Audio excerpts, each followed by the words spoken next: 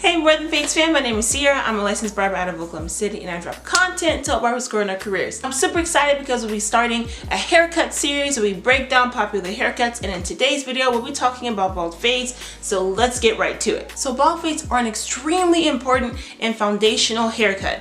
Now this video will not be a tutorial telling you how to perform a bald fade, but instead it's going to be talking about bald fades. When I first started getting into barbering, I knew absolutely nothing about hair at all.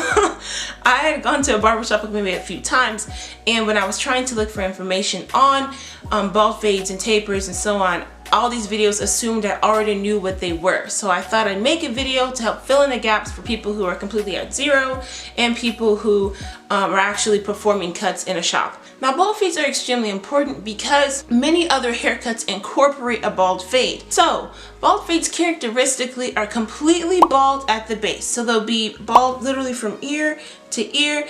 It is completely around the head. It is not sectioned off as if it were a taper or something. Instead it goes from ear to ear, and it's completely baby but smooth at the bottom. So bald fades literally are bald. Now when it comes to bald fades, you can have them be low, mid, or high. Low is right under the C cup, mid goes right through the C cup, cutting it in half, and high cuts the C cup completely off. Now, some of you guys are probably wondering, like, you said this was supposed to be like a beginner-friendly thing. What the heck is a C cup? So a C cup is literally the C-shaped part on the perimeter of your head. So if you've ever had a haircut, for some of you guys, it'll be boxy right here, kind of drop down, and then you have a C-shaped section that kind of rounds out right at the temple of your head. We call that area your C cup, and it is really an important landmark on your head whenever you're doing haircuts, because it sets a really standard place for you to make your guidelines. So when you cut beneath it, it keeps the haircut low. It's important to remember that whenever you're setting your guidelines, anything under that is completely cut off. So let's say you made your guideline all the way up here. Everything under where my fingers are will be completely bald. So that is why it's important to have a landmark on the head to kind of gauge where you're at so that you can create the perfect shape consistently on multiple clients. Otherwise, sometimes you can make a mistake, it can get wonky, or your fade will just be uneven. So use your C cup as a trademark rather for your guidelines so that you can have really clean, consistent cuts. Now, another important thing about your guidelines are that they don't always have to be straight. I've seen a whole bunch of things on Instagram, like these images I'm going to be showing you, and sometimes I know it can be confusing because there'll be a fade and it kind of like curves in the back, or it'll kind of dip or drop off, or you'll see lines where someone's trying to give you like a cheat sheet on guidelines and the lines will be straight and it'll dip. So all those are variations on the same theme for a guideline. Guidelines don't always have to be straight, but when they start to dip, we call those dropped.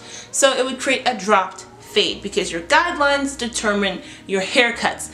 If you remember nothing else from this video or nothing else from this entire series we'll be going through, it is important that you recognize that guidelines create your haircut.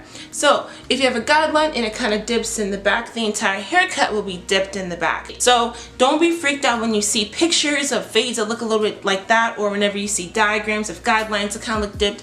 It's just a little bit of spice on what you already are learning in this video and what you're probably learning in school or in the shop when it comes to bald fades. It is a very simple haircut, and you'll be getting it a lot because it can be kind of like a combination cut. Somebody can come in with waves and then they have a bald fade. Somebody can come in and they have a comb over and at the base they have a bald fade. Somebody can come in with braids on their head and at the base there's a bald fade.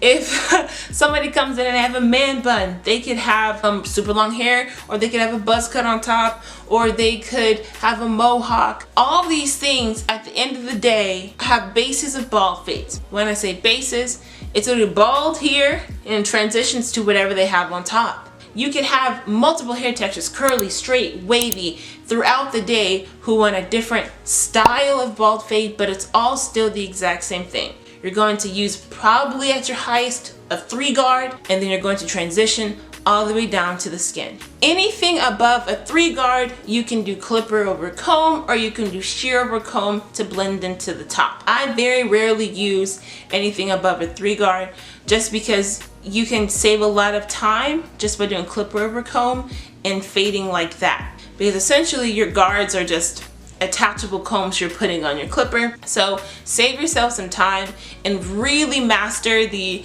art of clip over comb, because that is how you'll in the shop be able to knock out haircuts in like 25 minutes, 30 minutes.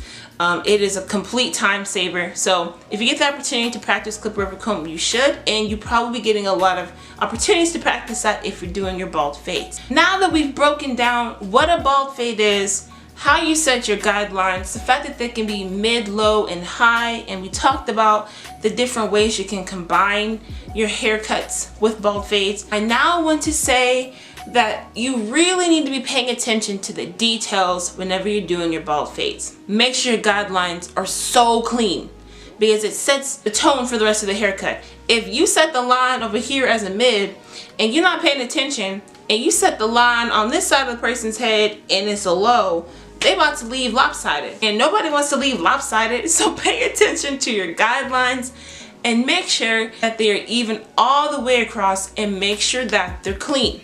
Do not set in your guidelines with trimmers. If I find that you set in your guidelines with trimmers and you're a beginner, I swear to goodness, I'm gonna come through this freaking computer screen or phone screen, whatever you're watching this on, and we're gonna fight, because you probably cannot get that bald line out. And that is okay, because you're a beginner, but it's going to cause you issues if every single time you perform a fade, they got this thick little chili bowl line and you left them. That's because trimmers cut closer, so do yourself a favor. Set in those guidelines with your clippers. It'll save you time and effort, and as you get better, you can then start putting them in with your trimmers. The reason why you see so many people do that is because you can get your bald line in really, really nicely, but you're watching people's videos who've been cutting a long time, or who really know their tools well, or they've been cutting those clients forever. So there's a lot of different variables that you're not taking into account when you're just a beginner and you're setting up with trimmers, so don't do that. Instead, set in your guidelines super clean with your clippers. The next thing you really need to do when it comes to your bald fades is make sure you understand what your client asked for. I did this so many times, because to some people, bald fades mean different things. Some people think a bald fade means super low on top and a really high bald fade. Other people just mean, I just want my hair completely bald at the bottom. You have to clarify that with your clients, because you don't want to give somebody a haircut that they do not want. I made the mistake of not understanding the difference between a shadow fade and a bald fade, and we'll break down a shadow fade later on in the series. I'll probably be after a taper fade video, which will be next. But because I thought they were pretty much the same thing, I was giving people bald fades and that didn't really want that. Not everybody likes it, and it's not the most fitting for every single head shape. So confirm that the person in your chair wants a bald fade. Ask them, do you want a bald fade? I'd rather you feel super uncomfortable or really self-conscious and ask like 15,000 questions to your clients than to assume that they want something that they do not want. So make sure that they want a bald fade. And lastly, make sure that you use alcohol after your bald fades. You should really be cleaning up your clients after every single cut. But if you're someone who's forgetful, please do not forget whenever you do your bald fades, because you cut so close to the skin whenever you're performing these, that extra hygiene of using your alcohol could really help someone to not only not get sick or blah blah, but make sure they don't break out. So I hope that this video helps break down what the heck a bald fade is, what it's actually doing, the different kinds of bald fades, a low, mid, high, why you should know how to do it, and lastly, a few tips to help you get through your next cut. Now, if you're still struggling, you guys can also comment down below the specific times or areas in the cut that you can't figure out what to do next. I'll be down there to check it out.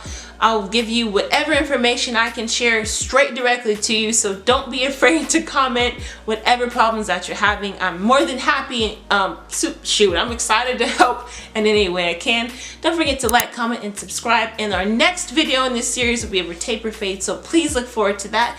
And I'll see you guys next time. Peace out.